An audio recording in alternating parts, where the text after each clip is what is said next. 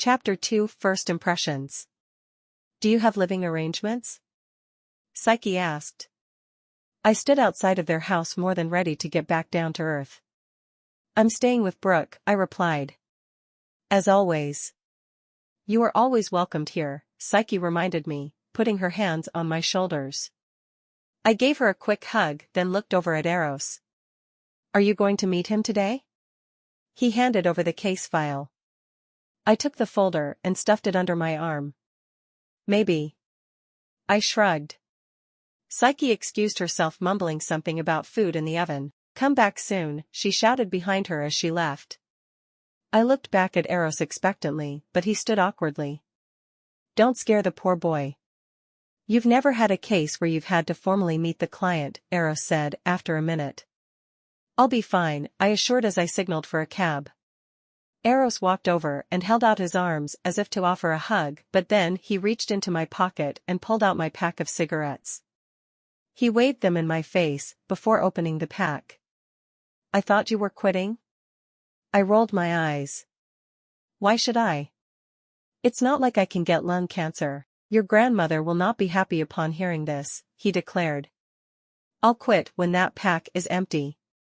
I reached out for the pack, but Eros held it out of my reach. Eros evilly took the 2 remaining cigarettes from the pack and broke them in half. I stared at him with my mouth hanging open as he threw the tobacco on the ground and handed me the empty carton. Looks like it's time to quit, he exclaimed smartly. I angrily took the pack and shoved it back into my pocket as a yellow cab pulled up beside the curb. I pulled open the door and set one foot inside, but not before proclaiming, I'm not cleaning that up. I slammed the door shut behind me and told Harry where I wanted to go. Trouble in paradise?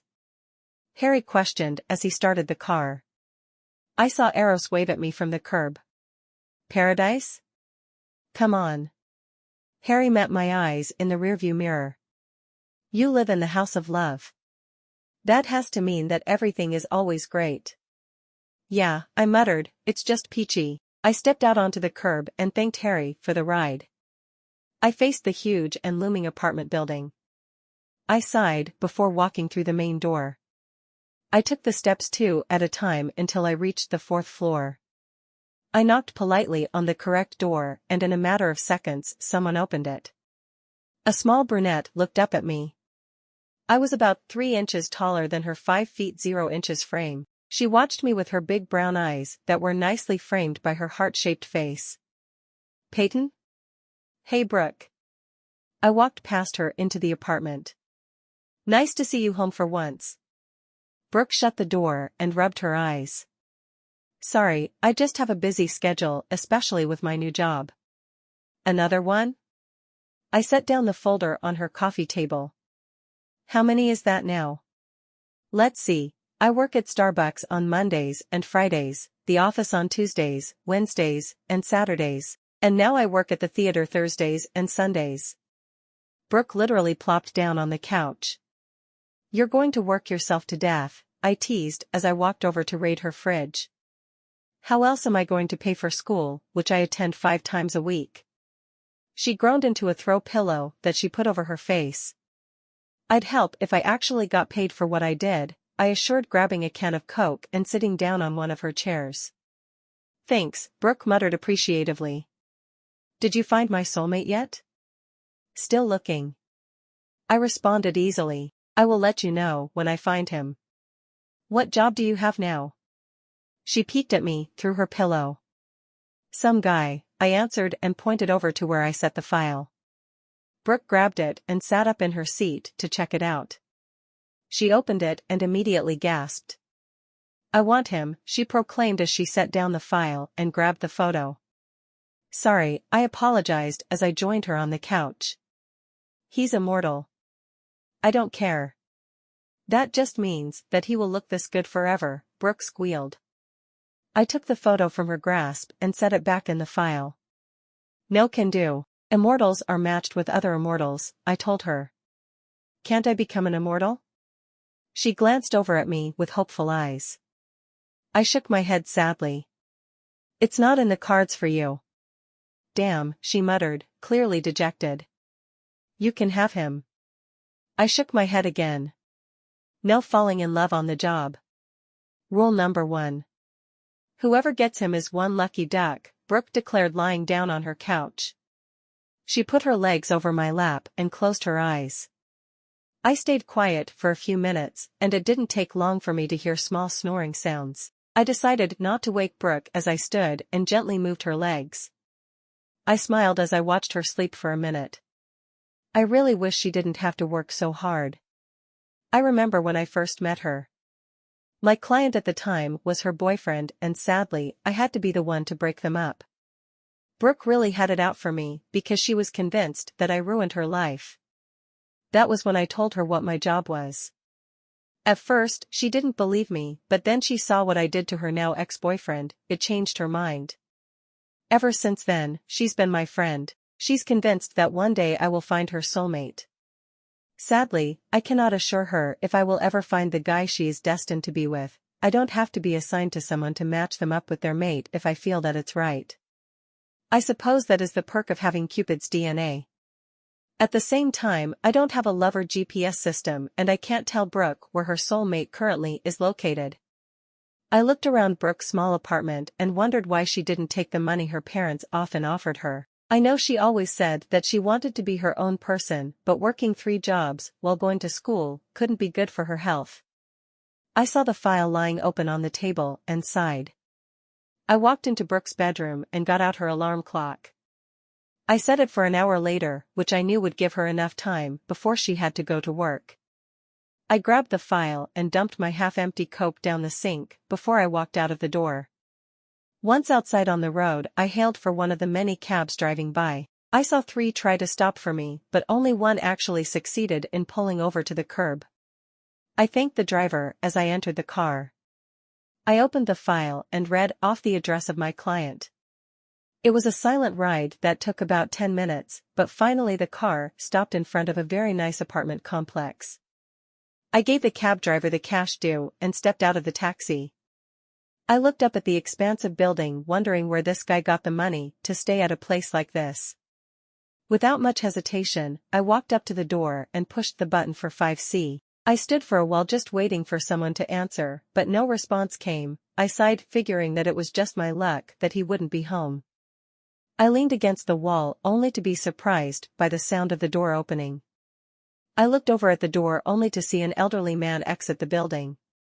He smiled at me and I offered to help him hold the door open. As he was walking down the stairs, he thanked me and I slipped inside the building.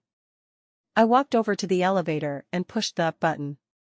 Instantly one of the doors opened and I stepped inside and pushed the number 5. The elevator rode swiftly up and with a soft ding opened its doors to a wide hallway. I walked down the carpeted hallway until I came to the door titled SC. I knocked lightly, unsure of what to expect since I didn't get an answer before. I wasn't entirely shocked when no one came to the door. I sighed and for the heck of it, tried to open the door. Shockingly the knob turned and I quickly stepped inside. It was very unusual for someone not to lock their doors in Brooklyn, but apparently this guy didn't care if he was robbed. I closed the door behind me and was immediately consumed by an awful smell. Ew, I whispered as I covered my nose. I inspected the huge apartment that was covered in empty pizza boxes and beer cans. You'd think this guy could afford a maid, I muttered quietly while walking around the piles of trash. I checked the bedroom only to confirm that I was indeed alone in this guy's house and he was indeed a slob. I walked back into the kitchen and living room combo and attempted to sit on the couch to wait for this guy. I was about to sit down when I spotted a pair of boxers hanging off the couch and they didn't look clean. Okay, I mumbled, avoiding that piece of furniture.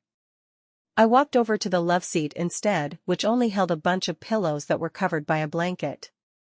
I sat down only to feel the pillows under the blanket moan. I stood up instantly only to discover a humongous dog's head lift up with minimal interest. When the dog spotted me, he got off the love seat and I realized how large it actually was. Oh, my. I tried my best not to panic as I backed against a wall. I know that dog could have pinned me against the wall if it wanted, and that only terrified me more. The dog licked its jowls and strutted over to me in 2 strides. Nice dog, I said carefully. I watched the dog as he came over and sniffed my hip. That was how high his head was just by standing on all fours. After a minute of that, the dog started wagging his tail and I breathed a sigh of relief. Then, without warning, he began barking a deep loud rumble of a sound. "Shoo," I begged, trying to grab the dog's muzzle, but he only backed away from me. His barking continued and eventually I just yelled, "Shut up." "Pyro?" A voice called out a moment later and my attention immediately turned to the door.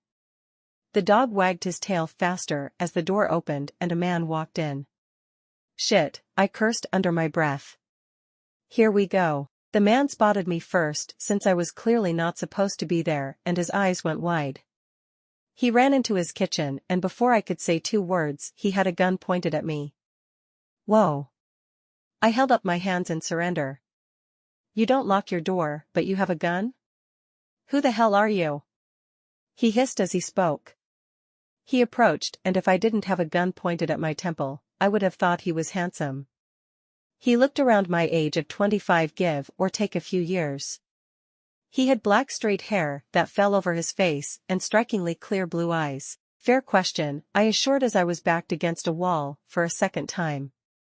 He raised an eyebrow at my response. "Answer it." "My name is Peyton," I replied. "And you are? What the fuck are you doing here?"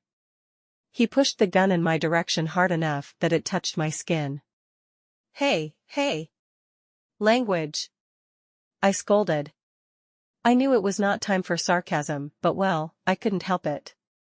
"I'm not afraid to shoot this," he declared, pressing the barrel tip harder into my skin. I tried to remember how to breathe. "I don't doubt that, but you don't want blood on your walls, or maybe you do, since it would match the rest of this mess you call a home. Get the hell out of my house," he yelled as he pointed at the door with his free hand. Okay. I began heading for the door. "But I will find you and next time you will be gunless. Get out," he gritted out angrily through his teeth. I took a step out of the door and winced as it slammed behind me. "Gosh, touchy," I muttered over my shoulder as I ran a hand through my ruby red hair. Maybe this would be harder than I thought.